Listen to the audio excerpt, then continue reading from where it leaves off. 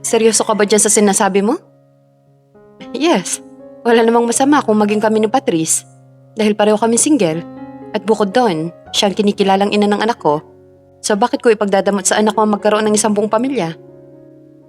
Liligawan mo si Patrice? Dahil lamang siya ang kinikilalang ina ng anak mo? Exactly. Cholo naman, mali yun.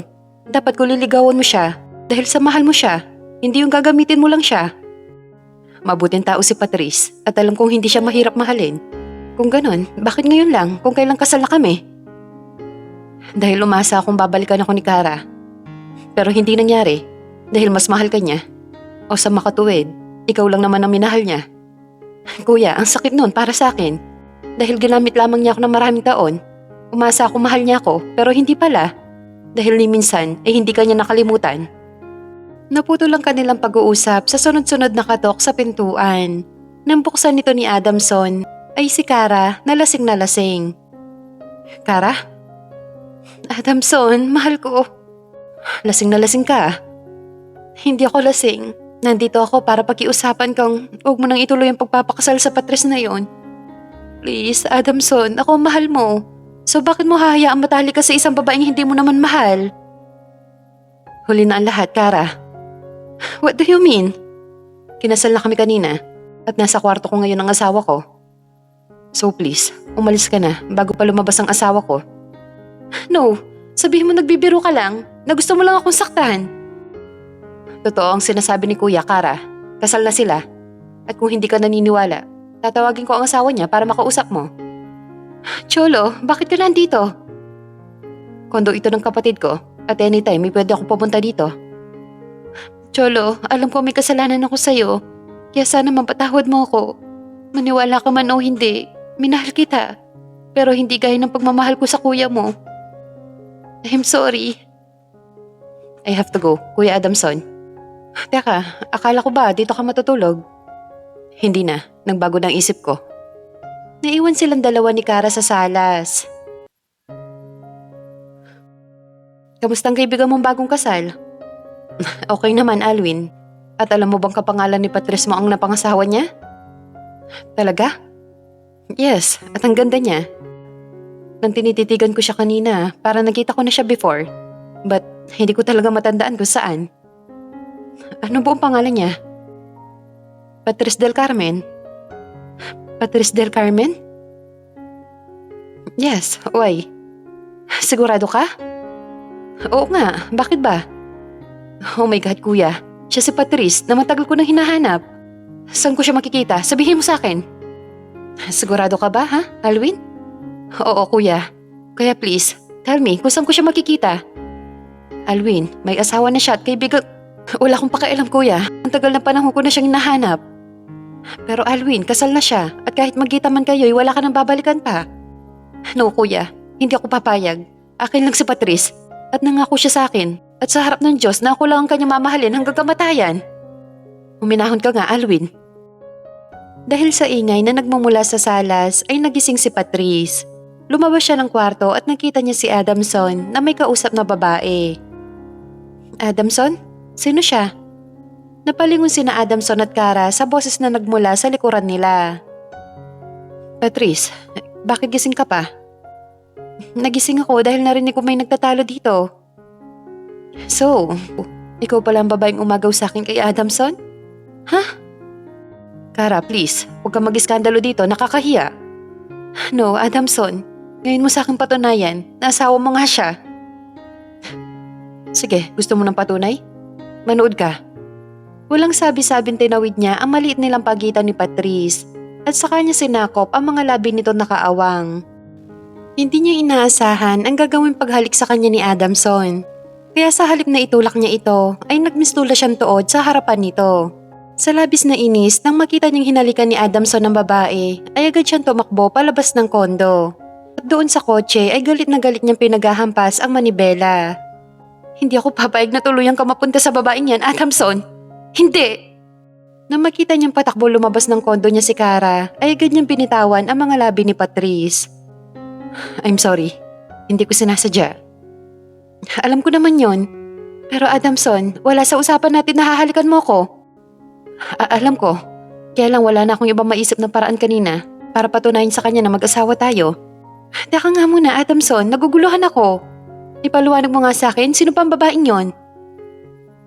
Siya si Cara, ex-girlfriend ko. At naging boyfriend niya ang kapatid ko. Pero nakipaghiwalay na siya kay Cholo. Okay, pero ang usapan natin, kaya tayo magpapakasal para kay Brycel, para hindi siya makuha ni Roxanne. Wala sa usapan natin na pati sa ex-girlfriend mo ay magpapanggap din tayo. I'm sorry, hindi ko sa'yo nasabi na kasama yun sa usapan. Natakot kasi ako baka pag sinabi ko sa'yo ay hindi ka na pumayag na ituloy ang kasal. Adamson naman, mas lalo akong magagalit pag ganito, na hindi ko alam na basta ka na lang manghahalik. Sorry na, please. Promise, simula ngayon, sasabihin ko na sa'yo lahat. Sige, pero idagdag mo yan dun sa kontrata natin. Okay, salamat. At ito pa, wag mo nang uulitin na halikan ulit ako, ha? Okay. Kinaumagahan, walang sinayang na sandali si Alwin. Agad niyang pinuntahan ang address na binigay sa kanya ni Ryan. Nung una ay ayaw talaga nitong ibigay sa kanya ang address dahil may asawa na nga si Patrice. Pero hindi niya ito tinigilan hanggang sa mapapayag niya ito. Nakailang katok na siya pero wala pa rin nagbubukas ng pintuan. Kaya napagdesisyonan niyang umalis na lang. Nasakay na sana siya ng kotse na mahagip ng kanyang mga mata ang babaeng kay tagal na niyang hinahanap. Kahit na lumipas man ang maraming taon ay hinding-hindi niya makakalimutan ang maamong mukha nito. Patrice? Napahinto siya sa paglalakad nang marinig niya may tumawag sa pangalan niya. Nang lingunin niya ito ay isang gwapong lalaki ang kanyang nakita. Yes? Finally, nahanap din kita. Sa kanya ito niyakap ng pagkahigpit-higpit. Teka, sandali sir, hindi ako makahinga. I'm sorry. Agad niya niluwagan ang pagkakayakap niya rito. Pwede ba bitawan mo nga muna ako? Dahil doon ay napilitan siyang bitawan si Patrice. Sino ka ba? Ako to, si Alwin, ang kababata mo. Hindi mo na ba akong matandaan? Alwin? Oo, ako to, si Alwin, ang kababata mong mahal na mahal mo. Alwin Madrigal? Yes, my dear. Sa kanya ulit ito niyakap at sa pagkakataong yon ay niyakap din siya ng mahigpit ni Patrice. Grabe Alwin, hindi kita agad nakilala. Paano ang gwapo-gwapo mo lalo ngayon? Kumusta ka na? I'm okay and I'm happy to see you again, Patrice. Ako din, Alwin. Payakap nga. Teka, paano mo nalaman na nandito ako? Dahil kay kuya. Talaga? Paano? Siya lang naman na nagkasal sa inyo. Huwag mo sabihin siya yung judge. Oo, kaya pala parang familiar siya sa akin. Kamusta ka na, Alwin? May asawa ka na ba? Wala pa, Patrice. Dahil ang babaeng pinangakuan ko noon, ang pakakasalan ko at hindi ko yun nakakalimutan. Patrice, bakit ka nagpakasal sa iba, ha? Alwin. Patrice, nangako tayo sa isa't isa at sa harap ng Diyos na magmamahalan tayo hanggang kamatayan. Alwin, ganito kasi yun. Asan na yung singsing na binigay ko sa'yo? Hindi ba sabi ko sa'yo huwag mong hubarin yon? Alwin, makinig ka muna sa akin. No, Patrice. Ayoko makinig sa mga sasabihin mo. Nangako ka sa akin. At yun ang pinanghahawakan ko. Walang araw na hindi kita naisip. Walang araw na hindi kita minahal. Alwin, mga bata pa tayo noon. At hindi ko naman alam na seseryosohin mo pala yon. I'm sorry, hindi ko intensyon saktan ka. Anong ibig mong sabihin? Alwin, matagal na panahon na ang lumipas at kasabay ng paglipas ng panahon ay ang pagbabago ng feelings ko sa'yo. Oo, minahal kita noon, pero mga bata pa tayo noon. Ngayon, nasa tamang edad na tayo at nasa tamang pag-iisip na. Alwin, I'm sorry, pero hindi ko nakikita ang sarili ko sa'yo. No, Patrice. Hindi. Ito ang tandaan mo. Kung hindi ka rin lang mapupunta sa akin, walang kahit sino lalaki ang pwede makinabang sa'yo, kahit ang asawa mo pa.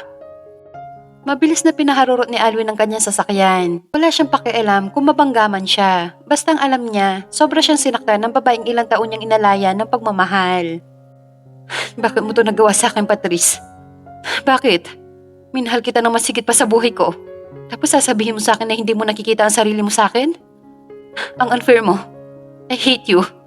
I hate you, Patrice. I hate you. Naging maganda naman ang pagsasama nila ni Adamson bilang mag-asawa kahit na hindi ito totoo.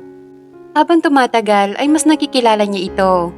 Mabait ito at sweet kay Brycel at bukod doon masarap ito magluto. Natutuwa siya dahil kahit magkatabi sila sa higaan, ay never itong may ginawang masama sa kanya. Araw-araw din na nasa kondo ni Adamson si Cholo. Palagi itong may dala kay Brycel at maging sa kanya. Kung minsan ay nagtataka na siya rito. Pakiramdam niya kasi ay nililigawan na siya nito. Isang araw, niyaya siya ni Cholo na mag-dinner sa isang 5-star hotel. Bagay na pinaunlakan niya. Ang akala niya ay kasama nila si Brycel, pero hindi pala. Dahil dinala nito sa villa dahil gusto daw makasama ng mama at papa niya. Habang kumakain sila ay naramdaman niyang panitingin sa kanya ni Cholo. May dumi ba ako sa mukha? Wala naman. May nakapagsabi na ba sa'yo, Patrice? Na kung gaano ka kaganda? Oo naman. Ang dami kaya nila. Hindi na ako magpapaligoy-ligoy pa, Patrice. Gusto kong sabihin sa'yo na gusto kitang ligawan. Ha? Ako? Oo, ikaw. Bakit ako? Dahil gusto kita. Gusto mo ko? Yes, at gusto kong maging isang tunay na pamilya tayo. Ikaw, si Brycel, at ako. Pero Cholo, kasal pa ako sa kuya mo. Madali lang yan. Basta Patrice, simula bukas ay ililigawan na kita. Alas 11 na makarating siya ng kondo ni Adamson. Magdodoorbell na sana siya pero bigla itong bumukas. At ang gwapo mukha ni Adamson ang nakita niya. Bakit ngayon ka lang? Napasarap kasing kwentuhan namin ni Cholo. Kaya hindi namin namalayan ng oras. Kasama mo si Cholo? Oo, nag-dinner kami. Kayong dalawa lang? Asa si Brycel? Nasa villa. Nasa mama at papa mo. Pumasok ka na at magbihis para makakain na tayo. Hindi na ako kakain, Adamson. Sobrang nabusog ako. Okay, sige. Mag-isa nga siyang kumain. Ang akala ko pa naman ay kakain kami ng sabay. Yung pala, hindi. Samantala sa kwarto, hindi mapakali si Patrice dahil sa lakas ng tibok ng puso niya. Bakit ganito? Pagkaharap ko si Adamson ay ang lakas ng tibok ng puso ko. Pati kay Cholo.